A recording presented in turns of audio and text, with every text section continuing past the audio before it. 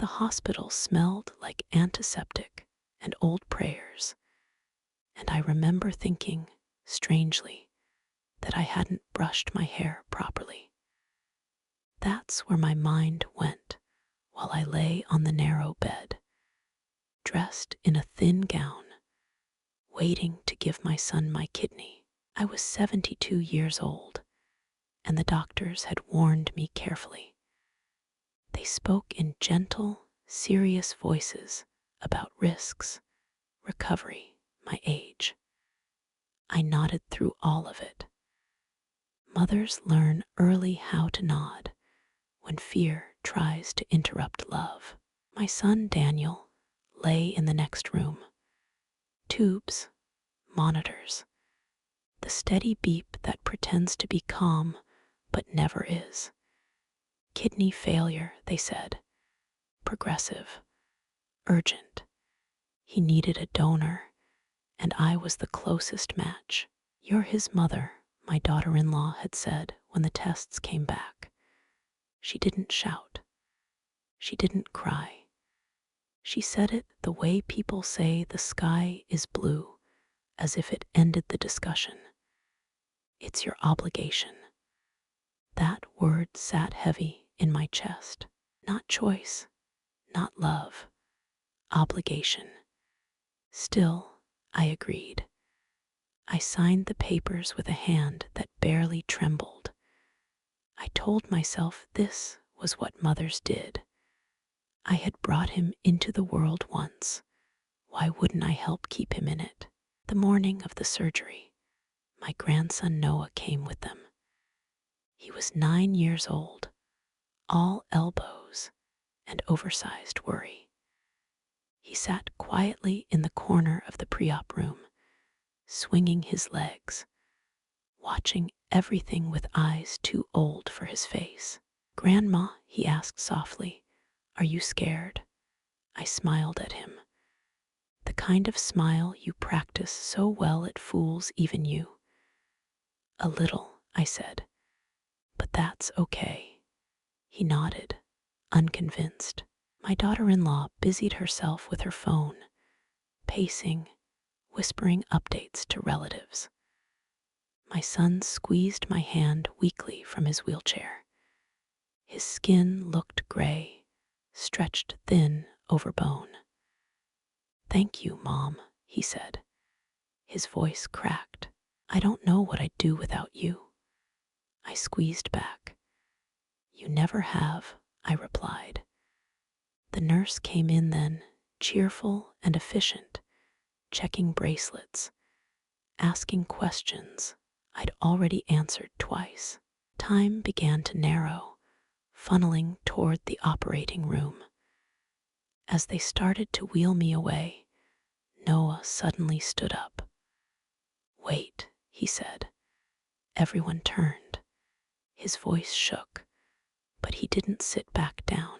He took a step toward me, small fists clenched, eyes wide with something that wasn't fear. "Grandma," he said, louder now, "should I tell the truth about why Dad needs your kidney?" The room froze. The nurse stopped pushing the bed. My daughter-in-law's phone slipped from her hand and hit the floor. My son's face went pale in a way that had nothing to do with illness. I looked at my grandson, really looked at him, and in that moment, I knew something was terribly wrong. "What truth, sweetheart?" I asked gently. He swallowed hard, and before anyone could stop him, he opened his mouth. For a moment, no one breathed. Noah looked from his father to his mother, then back to me, like a child caught between rules and conscience. His hands were shaking now, but his feet stayed planted. I had seen that stance before years ago, when my son was small and had done something wrong, but decided, at the last second, to tell the truth anyway. "Sweetheart," my daughter-in-law said quickly, forcing a laugh that sounded too thin. "This isn't the time for stories." "It's not a story," Noah whispered. His eyes filled, but he didn't look away from me. I heard them talking. The nurse cleared her throat, uncomfortable. "Ma'am, if there's an issue—" "There isn't," my daughter-in-law snapped, then caught herself. "He's just confused." I reached out and took Noah's hand. It felt cold. Children don't lie like that when they're cold with fear. "What did you hear?" I asked him calmly. My son shifted in his wheelchair.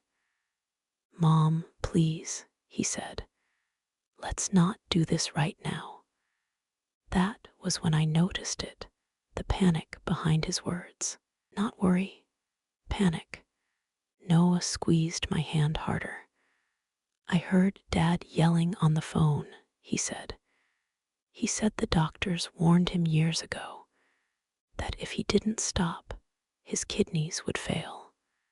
The room seemed to tilt. "Stop what?" I asked.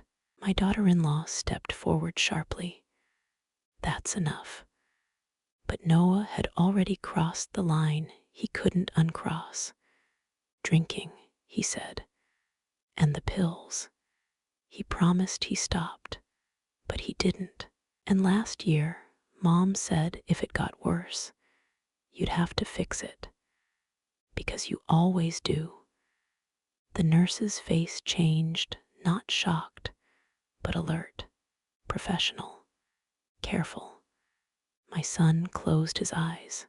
I felt something deep inside me give way, not break, but release, like a knot finally undone. "How long?"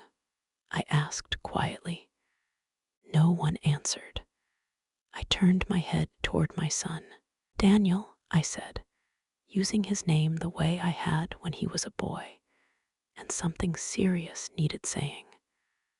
"How long have you known this would happen?" He opened his eyes slowly. Tears slipped down his temples. "A few years," he admitted. "I thought I could manage it. I thought I had time." "And when you didn't?" I asked. He looked at the floor.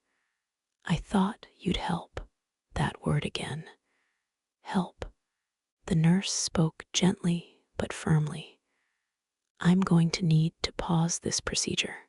There are questions here that must be addressed before consent can continue." My daughter-in-law's face flushed. "You can't do that." She already agreed. Consent. Agreed. Obligation. I took a slow breath. My heart was pounding, but my voice didn't shake. "No," I said.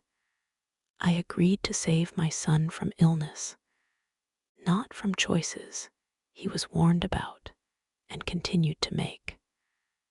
My grandson's grip loosened slightly, like he'd been holding his breath underwater and finally surfaced. I looked at him and smiled softly. "Thank you for telling the truth," I said. "That took courage." Then I looked back at my son, the man I loved, the boy I raised. "I would give my life for you," I said, "but I won't give my body to protect you from facing yourself." The room was silent again, but this time it wasn't frozen. It was waiting. And for the first time that morning, so was I. After they wheeled me back to my room, the silence felt louder than the machines ever had. I lay there staring at the ceiling tiles, counting the tiny cracks like I used to count sheep when sleep wouldn't come. My hands rested on my stomach, the place where a surgeon's blade had almost opened me for love, for duty, for guilt dressed up as motherhood. A soft knock came at the door. It was my son. He didn't roll in this time. He walked slowly, leaning on the wall like it might give way beneath him. He looked smaller than I remembered, not sick small, but ashamed small. The kind that comes when a person finally runs out of places to hide. "Mom," he said, barely louder than a breath. I didn't answer right away. I wanted to. God knows I did.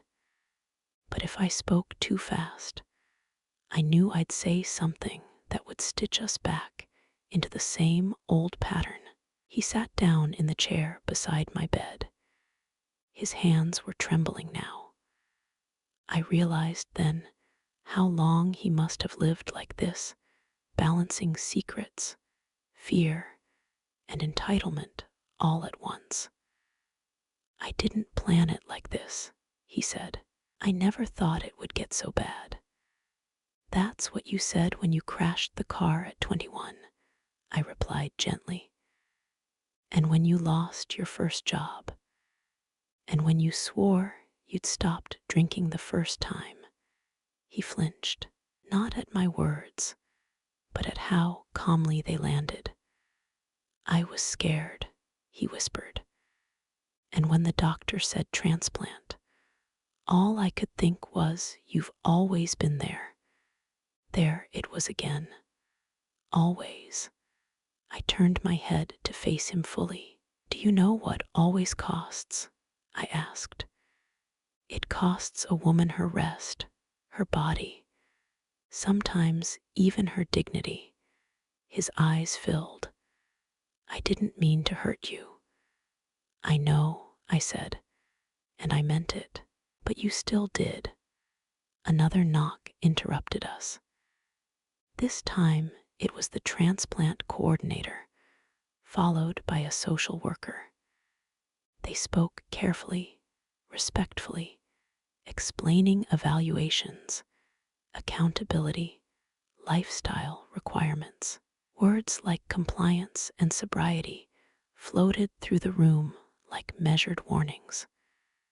When they left, my son stared at the floor. "They might take me off the list," he said. "Maybe," I replied. "Or maybe they'll help you earn your place back." He looked up at me then, really looked. "You're not going to save me," he said, more statement than question. "I already saved you," I said softly. 1,000 times, from scraped knees to broken hearts. But this time, saving you means stepping back." Tears spilled freely now. He covered his face with his hands, shoulders shaking. I let him cry. I didn't rush to fix it. That was new for both of us. Later that evening, Noah came in quietly, carrying a folded piece of paper, a drawing. It showed me standing tall, with a heart bigger than my body, my grandson holding my hand. At the bottom, in careful letters, he'd written, "Grandma tells the truth." I pressed the paper to my chest. That night, as the lights dimmed and the hallway quieted, I realized something profound and painful and freeing all at once. Sometimes love doesn't bleed on an operating table. Sometimes love finally learns how to stand its ground. And tomorrow, I knew the real surgery would begin not on my body, but on my son's life. I slept poorly that night, drifting in and out of memories the way a tide slips in and out of shore. Every time I closed my eyes, I saw my son at 5 years old, running toward me with skinned knees and tears on his cheeks. Back then, all it took was a kiss and a bandage. I could fix everything, or at least I believed I could. Morning came with pale light and the smell of disinfectant. A nurse checked my vitals, cheerful in that practiced way, then paused. "You're officially cleared from the donor schedule," she said kindly. "No more fasting. Breakfast will be up shortly." Cleared. The word landed heavier than I expected. Part of me felt relief, my body sighing in gratitude. Another part felt like I'd failed some invisible test of motherhood. A little later, my daughter-in-law arrived. She didn't knock. Her heels clicked sharply against the floor, announcing her anger before she ever spoke. Her eyes were red, but not from crying, from fury. "So this is it," she snapped. "You just walk away." I took a slow breath. "Good morning to you too, Claire," she scoffed. "My husband is lying in a hospital bed, and you're worried about manners." "I'm worried about truth," I replied, "and about what comes after this surgery, if it ever happens." She crossed her arms tightly, like she was holding herself together by force. "You promised. You said you'd do anything for your son." "I said I loved him," I corrected gently. "Those aren't the same thing." Her voice rose. "You're his mother. If you don't help him, who will?" I looked at her then, really looked. At the tight jaw, the exhaustion, the fear she'd wrapped in sharp words. "He will," I said. "That's the point." She laughed bitterly. "You think this is about discipline, about teaching a lesson. He'll die without that kidney." "That's not true," I said calmly. "There are treatments, there are programs, but none of them work if he keeps running from responsibility." Her eyes flicked away, and in that moment, I knew. "You knew," I said quietly. She didn't answer. "You knew about the drinking," I continued, "about the missed appointments, about why his kidneys failed." Her silence was confirmation enough. "You pushed me," I said, my voice still steady, though my heart ached, "because it was easier than pushing him." She finally broke. "I'm tired," she said hoarsely. "I'm tired of being the strong one. I just wanted this to go away." I nodded. "So did I for years." She sat down heavily in the chair my son had occupied the day before. For the first time, she looked less like an enemy and more like a woman drowning beside me. "I'm not your villain," she whispered. "I know," I said, "but I won't be your sacrifice either." After she left, I sat alone with my thoughts. The nurse brought breakfast, and I surprised myself by eating every bite. Later that afternoon, the doctor came in with a chart and a thoughtful expression. "Your grandson's statement has triggered a formal review," he said. "There are concerns." I nodded. I'd expected that. As he turned to leave, he paused. "For what it's worth," he added, "what you did took courage." I watched the door close behind him and felt something unfamiliar settle in my chest. Not guilt, not fear, something steadier. And as evening crept in, I knew the next conversation with my grandson would change everything in ways none of us were ready for. That evening, my grandson came to see me.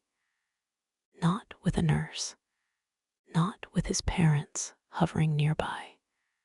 Just him, small shoulders, too big hoodie, hands stuffed deep into the pockets, like he was afraid his own fingers might betray him. He stood in the doorway for a long moment before stepping inside. "Hi, Grandma," he said softly. My heart folded in on itself. "Come here, sweetheart." He climbed onto the edge of the bed like he used to when he was little, careful of the tubes and wires, his movements cautious, almost grown. That hurt more than anything else. How fast childhood leaves when secrets move in. "I'm not in trouble, am I?" he asked. "No," I said immediately. "You're very brave." He studied my face, searching for cracks. "Mom's mad. Dad won't look at me." "That doesn't mean you were wrong," I said gently. He swallowed. "I didn't want to say it. I really didn't. But when they were going to take you away, I got scared." "I know," I whispered, "and I'm glad you spoke." He leaned closer. "I heard Dad tell Uncle Mark that the doctors warned him that if he didn't stop drinking, this would happen. He said he had time, that you'd fix it like always." The words landed exactly where they were meant to. "He said that?" I asked, though I already knew the answer. My grandson nodded, eyes shining. "He said Grandma always makes things better." I reached out and took his hands in mine. They were warm, steady, so much like his father's had once been. "Oh, love," I said, voice breaking. "I tried." He looked down. "I didn't want him to die." "I don't either," I said. "But sometimes loving someone means refusing to disappear for them." He frowned, trying to understand something far too big for 9 years old. "But if you don't give him your kidney, what happens?" "That's up to him," I said honestly. "Doctors can help. People can support him. But he has to choose to live differently."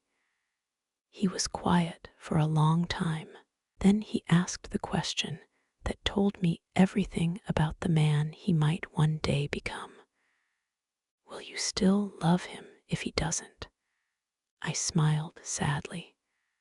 "I'll always love him.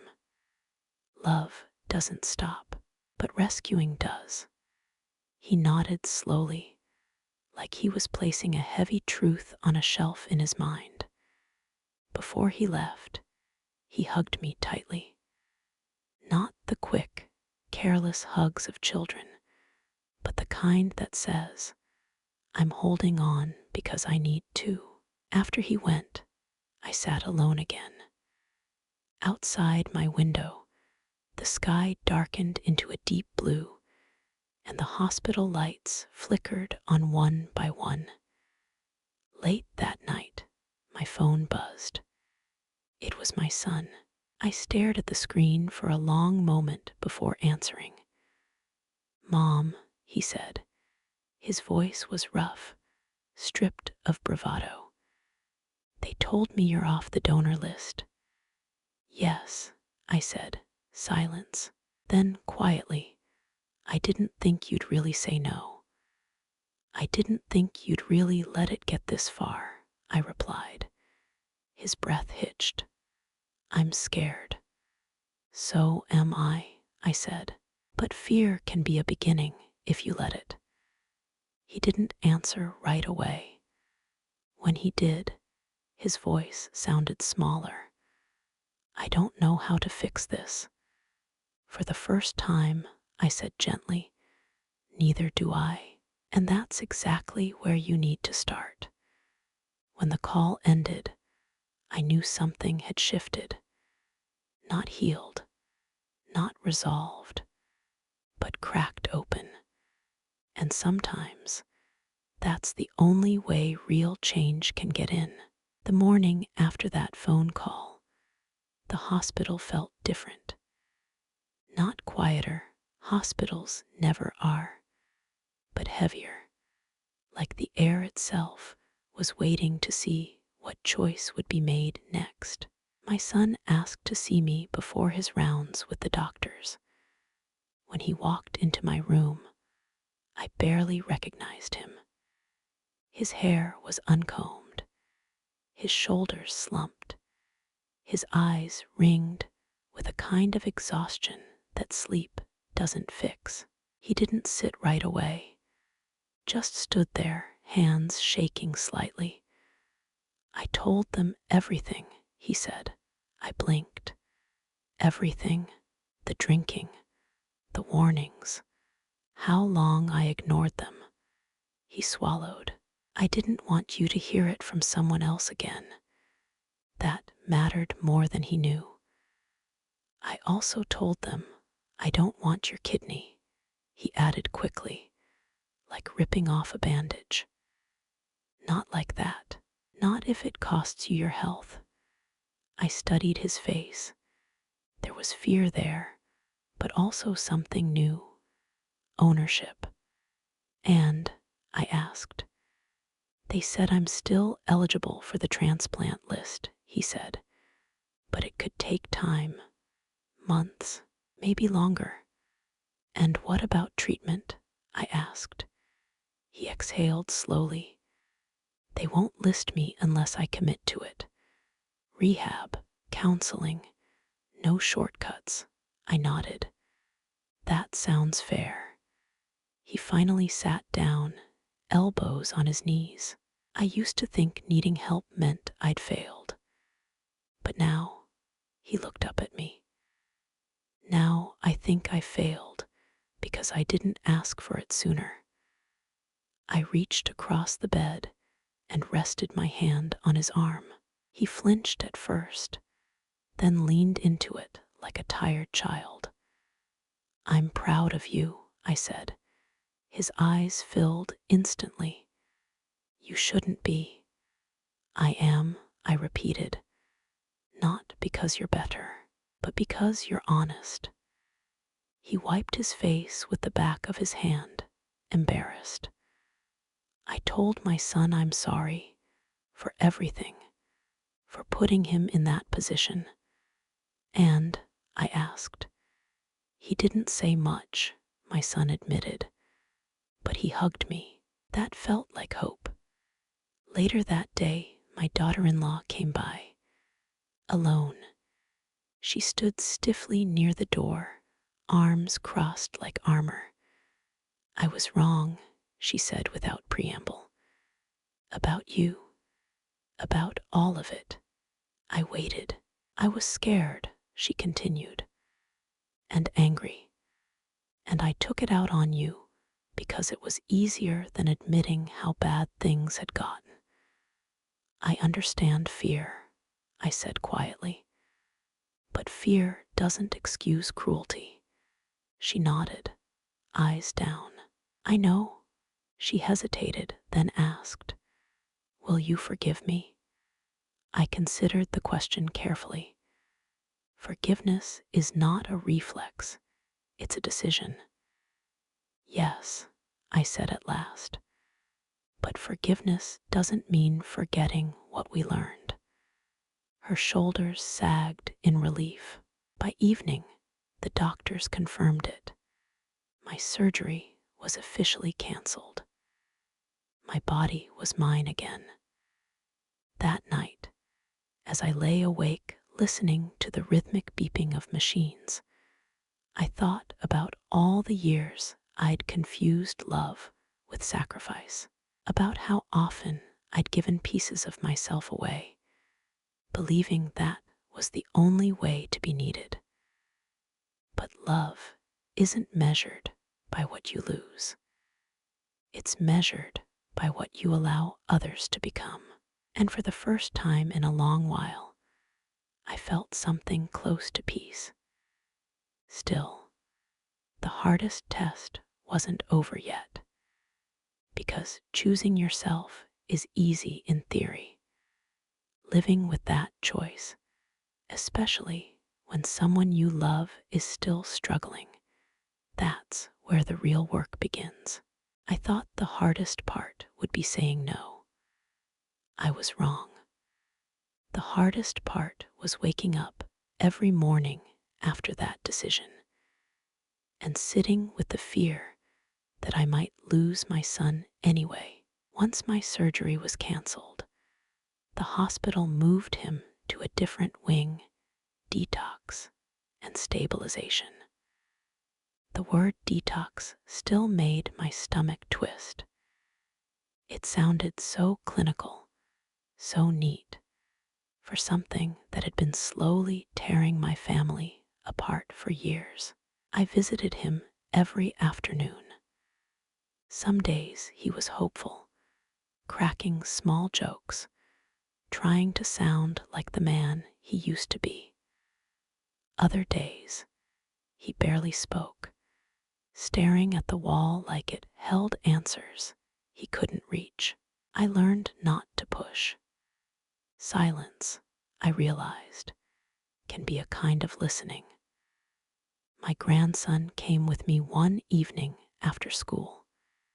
He carried a folded piece of paper in his pocket, touching it every few steps like he was making sure it was still there. When we reached his father's room, he hesitated.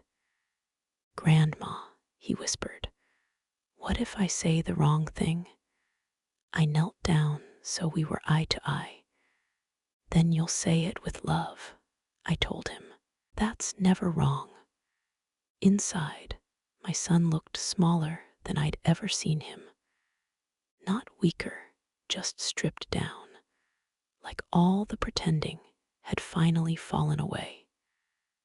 My grandson climbed onto the chair beside his bed and handed him the paper. "I wrote you something," he said. My son unfolded it with careful fingers. As he read, his face crumpled. I didn't need to see the words to know what they were. Children don't hide truth behind fancy language. They say it straight, and it lands where it's supposed to. "I'm scared you won't be at my baseball games," my grandson said softly. "But I'm also scared you'll be there, and not really there." My son pressed the paper to his chest and cried. Not the quiet kind, the kind that shakes something loose inside a person. "I want to be there," he said hoarsely. All the way there. That night, he signed himself into a long-term program. No pressure, no bargaining, just a signature and a deep, steady breath. A week later, the transplant coordinator called me. "There's been a development," she said. My heart jumped. "What kind of development?" "A potential donor match," she said. "Not confirmed yet, but promising." I sat down hard on the edge of my bed. After I hung up, I stared at my hands for a long time. These same hands had rocked my son to sleep as a baby, had fed him, cleaned his scrapes, waved goodbye on his first day of school. I had been ready to give him an organ, but what he needed most wasn't inside my body. It was inside himself. My daughter-in-law called that evening. Her voice sounded different, quieter, steadier. "He's changing," she said. "I don't know how to trust it yet, but I see it." "Take your time," I told her. "Trust grows back slowly." That night, my grandson crawled into bed beside me, something he hadn't done in years. "Grandma," he murmured, half asleep, "you're brave." I smiled into the darkness. "No, sweetheart," I whispered. "I just finally learned something." Still, the question hung over all of us like a held breath. Would this second chance be enough? Or was life about to ask for one more reckoning before peace could settle in? The call came early in the morning. just as the sun was lifting itself over the rooftops. I knew it was important before I even picked up. There's a confirmed match, the coordinator said gently. A deceased donor. The kidney is viable. Surgery is scheduled for tonight. For a moment, I couldn't speak. I pressed my free hand against my chest, feeling my heart thud like it was trying to escape. Is he ready? I finally asked. Medically, yes, she said. Emotionally, he's been asking for you. When I arrived at the hospital, the halls felt different than before. Less rushed, less desperate. Maybe that was just me, finally walking without the weight of a decision pressing down on my spine.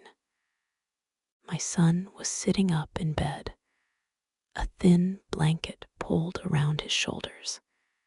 He looked tired, but clearer, like someone who had opened a window after years of stale air. You don't have to stay, he said when he saw me. I know this is a lot. I pulled a chair close and took his hand. I stayed up all night when you had colic, I reminded him. This is easy compared to that. He smiled, then grew serious. I need to say something, he said. Before tonight. I nodded, already bracing myself. I was angry when you said no, he admitted. Not at you, at myself. I kept thinking, if she won't give me her kidney, what does that say about me? I squeezed his hand. It says you're loved enough to be told the truth. His eyes filled again, but he didn't look away this time. I don't want to waste this, he said. Not the kidney, not the life. That afternoon, my daughter-in-law arrived with coffee and tired eyes. We sat together in the waiting room, not saying much. For the first time in years, there was no edge between us. I'm sorry, she said suddenly, for the way I spoke to you, for treating you like a resource instead of a person. I studied her face. She looked like someone who had been holding her breath for too long. Fear makes people unkind, I said, but it doesn't have to make them stay that way. When they wheeled my son toward the operating room, my grandson ran forward and hugged him tight. Don't forget the promise, he said. I won't, my son replied. I'm coming back. The doors closed. Time stretched. Minutes turned into hours. I prayed not with big words, just quiet ones. Let this be enough. Let him live. Let us heal. At last, a surgeon appeared, mask dangling at his neck. The transplant was successful, he said. The kidney is functioning. I felt my knees give way. Relief came in a rush so strong it almost hurt. Later that night, I sat beside my son's bed in recovery. Machines beeped softly, like a steady heartbeat filling the room.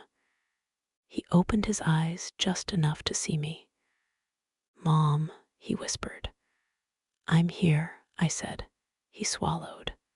Thank you for not saving me the easy way. I brushed his hair back, the way I had when he was small. Sometimes, I said softly, love doesn't give you what you want. It gives you what will last. As I watched him sleep, peaceful for the first time in years, I understood something I hadn't before. Saving someone's life doesn't always mean sacrificing your own body. Sometimes it means standing firm and letting them rise on their own. I didn't tell anyone this at the time, but the quiet after the surgery scared me more than the chaos before it. For weeks, my life had been wrapped around decisions, hospital corridors, whispered fears, and prayers said under my breath. And then suddenly, there was nothing urgent left to do. No forms to sign, no life-altering choice hanging over my head. Just waiting and watching. My son's recovery was slow but steady. Each day, color returned to his face.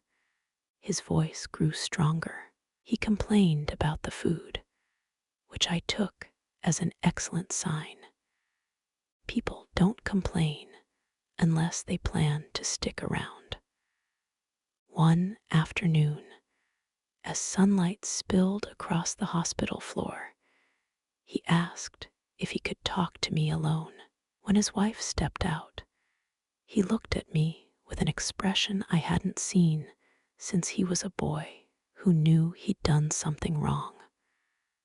"I need to say this out loud," he began, "because if I don't, I might forget it again."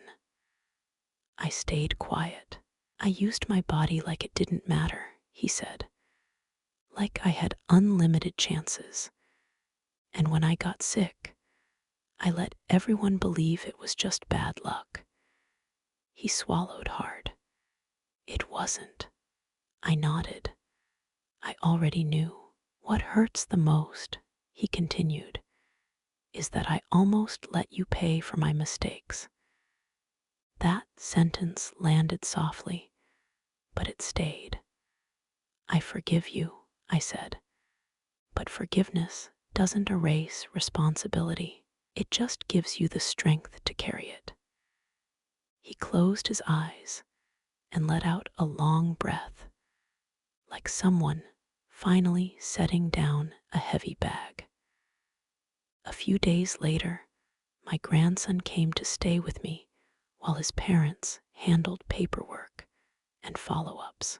One evening, as I tucked him into bed, he asked a question only children ask, the kind that goes straight to the truth. "Grandma," he said, "were you scared when you said no?" "Yes," I answered honestly, "very scared." "Then why did you do it?" I smoothed the blanket over his shoulders and thought for a moment. "Because," I said, "sometimes saying no is how grown-ups teach other grown-ups to live." He smiled sleepily. "I think you're brave." That night, sitting alone by my window, I realized something I wish I'd learned earlier in life.